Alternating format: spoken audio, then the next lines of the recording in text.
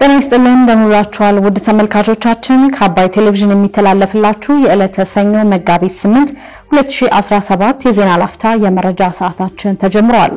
በትግራይ ክልል የተፈጠረውን ውጥረት በሰላም እንዲፈታ ኢሰመኮ ማሳሰቡን፣ በህወሓት አመራሮች መካከል የተፈጠረው ውጥረትን ለመፍታት የሚደረጉ ጥረቶች እንደሚቀጥሉ ሌተናል ጀነራል ታደሰ ወረደ መናገራቸውን፣ እንዲሁም በመዲናዋ መደበኛ ባልሆነ ንግድ መሰማራት የሚችሉት የከተማዋ ነዋሪዎች ብቻ መሆናቸውን የሚደነግግ ደንብ መጽደቁን ጨምሮ ሌሎች መረጃዎችን ይዘናል።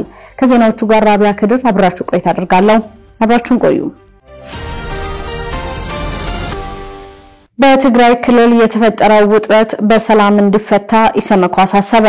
በትግራይ ክልል የተፈጠረው ለሰላም ስምምነቱና ለሰብአዊ መብት ጥሰት ስጋት የሆነው ውጥረት በሰላም እንዲፈታ የኢትዮጵያ ሰብአዊ መብቶች ኮሚሽን ኢሰመኮ አሳስቧል።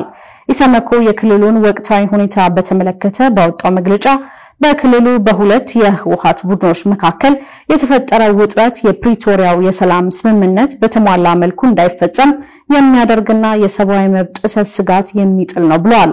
ኢሰመኮ በመግለጫው የክልሉ ጊዜያዊ አስተዳደር ርዕሰ መስተዳድር አቶ ጌታቸው ረዳ እግድ ከጣሉ በኋላ የህወሓት ተወካይ መሆናቸውን የሚገልጹ አካላት በተለያዩ የክልሉ አካባቢዎች የጊዜያዊ አስተዳደሩን የመንግስት ተቋማትን ለመቆጣጠር እንቅስቃሴ ማድረጋቸውን ተከትሎ ክልሉ ነዋሪዎች ዕለታዊ እንቅስቃሴ ባሻገር በሰላማዊ ሰዎች ላይ አደጋና ስጋት ፈጥሯል ብለዋል። ኢሰመኮ እግዱን ተከትሎ በተነሳው ግርግር በክልሉ ሰዎች መቁሰላቸውን፣ መታሰራቸውንና በመቀሌና በአዲግራት የአስተዳደራዊ ቅየራ መደረጉንም ጠቅሷል። የተከሰተው አለመግባባት ጋር ተያይዞ በክልሉ ለወራት የዘለቀውና ከቅርብ ጊዜያት ወዲህ አሳሳቢነቱ እየጨመረ የመጣው ውጥረት በክልሉ አጠቃላይ ሰላም እና የሰብአዊ መብት ሁኔታ ላይ ያለው አንድምታ እየተከታተለ እንደሚገኝም አስታውቋል። ውጥረቱን ተከትሎ አዲ ጉዶምና በሰሃራቲ ሳምረ ወረዳ ጥቂት የማይባሉ ግለሰቦች ለድብደባና ለእስራት መጋለጣቸውን የጠቀሰው መግለጫው በመቀሌና በአዲግራት ከተሞች የአስተዳደራዊ ለውጥ መካሄዱ ያለውን አለመግባባት በማባባስ በማህበረሰብ ውስጥ ያለውን ስጋት ጨምሮታል ብሏል።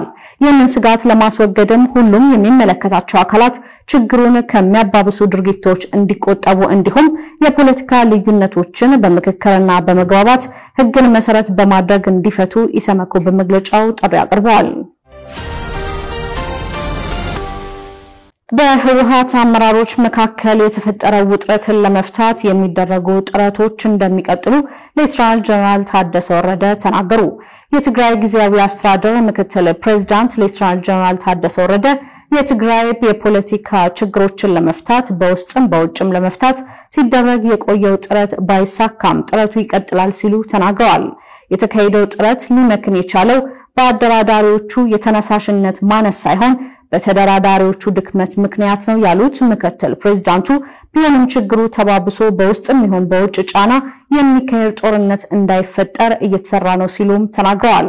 በክልሉ ወቅታዊ ሁኔታ በተመለከተ ማብራሪያ የሰጡት ሌተናል ጀነራል ታደሰ ወረደ በትግራይ ያለው የፖለቲካ ችግር ከክልሉ አቅም በላይ ስላላደለ የፌዴራል መንግስት ችግሩን ለመፍታት ጣልቃ አይገባም ያሉ ሲሆን ችግሩ ፖለቲካዊ መፍትሄ ያገኛል ሲሉም አመላክተዋል።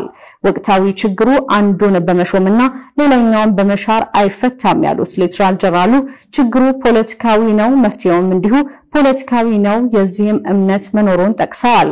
በህወሓት ከፍተኛ አመራሮች መካከል በተፈጠረው ልዩነት ምክንያት አሳዳጅና ተሳዳጅ የሚል ትርክት እንዳይፈጠር ስጋት አለ ያሉት ጀነራሉ ይህንን የተሳሳተ አስተሳሰብ ከወዲሁ ለማረም በጊዜያዊ አስተዳደር የስልጣን እርከን የሚገኙ አመራሮች ተረጋግተው ስራቸውን መስራት እንደሚገባቸው አሳስበዋል። ክልሉ በአሁኑ ወቅት ውጥረት ውስጥ እንደሚገኝ የሚገልጽ ሲሆን ለዚህም የጊዜያዊ አስተዳደር ርዕሰ መስተዳድር አቶ ጌታቸው ረዳ በዶክተር ደብረጽዮን የሚመራው ቡድን ተጠያቂ ያደርጋሉ። በተመሳሳይ የውጭ ጉዳይ ሚኒስትር ጌዲዮን ጢሞቴዎስ የፕሪቶሪያው ስምምነት እንዳይተገበር አንድ የህወሓት አንጃ እንቅፋት ሆኗል በማለት በቅርቡ ውንጀላ አቀርበው ነበር።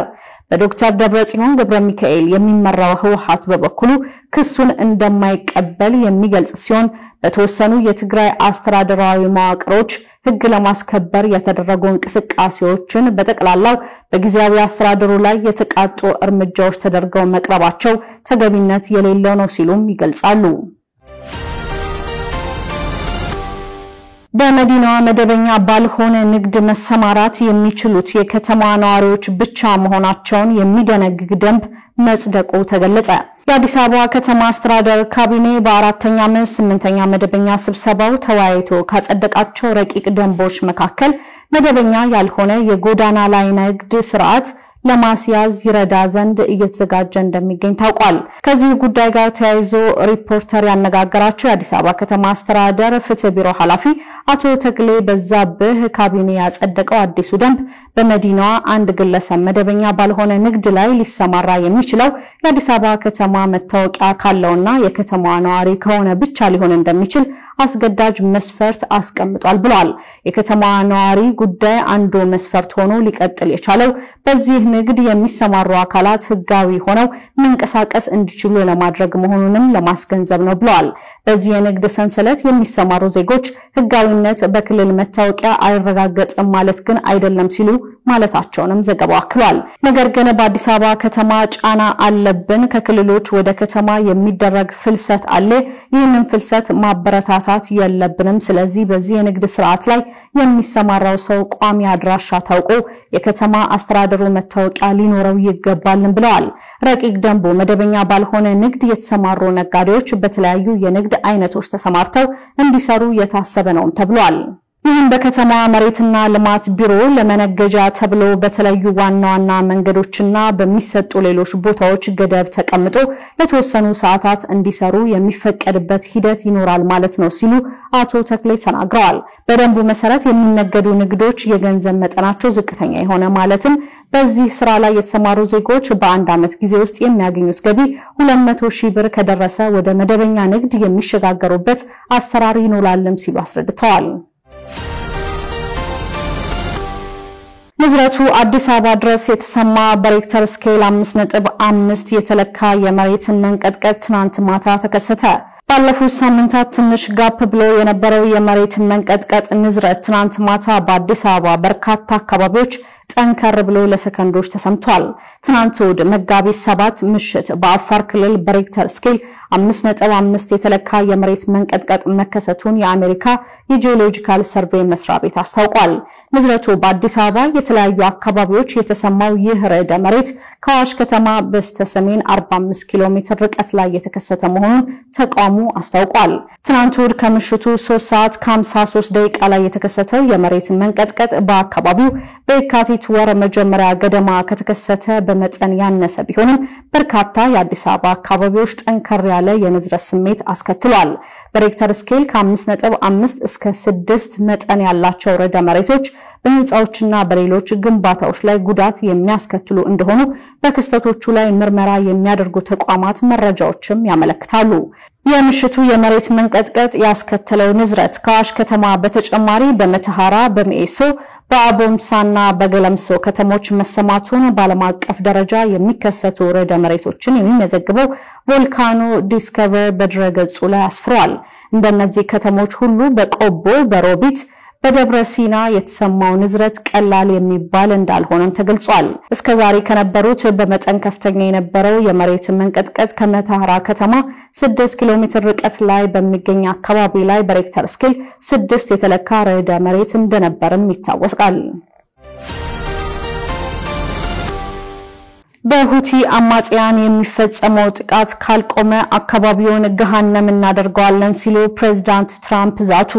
በሁቲ አማጽያን በቀይ ባህር ላይ የሚፈጸመው ጥቃት ካልቆመ አካባቢውን ገሃነም እናደርገዋለን ሲሉ ፕሬዝዳንት ዶናልድ ትራምፕ ዝተዋል። የሁቲ አማጽያን በቀይ ባህር መርከቦች ላይ ላደረሱት ጥቃት አሜሪካ ከባድ የአየር ድብደባ ማካሄዷን ፕሬዝዳንት ዶናልድ ትራምፕ በትሩዝ የትስስር ገጻቸው ላይ ገልጸዋል።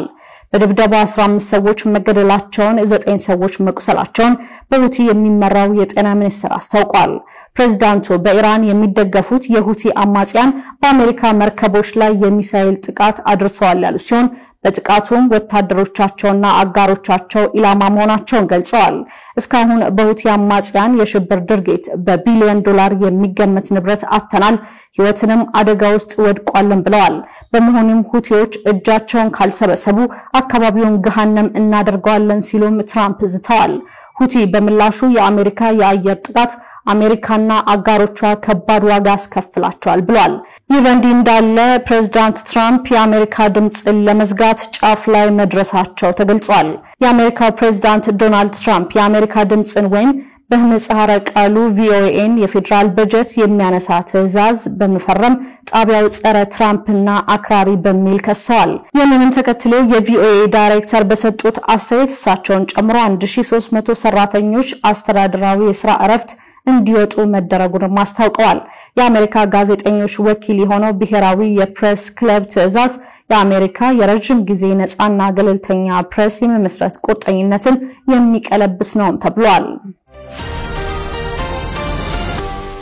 የተለያዩ መረጃዎችን ያደረስንበት የዕለተ ሰኞ የቀትር የዜና ላፍታ የመረጃ ሰዓታችን የተከታተላችሁትን ይመስል ነበር። ተመልካቾቻችን በያላችሁበት መልካም ቀን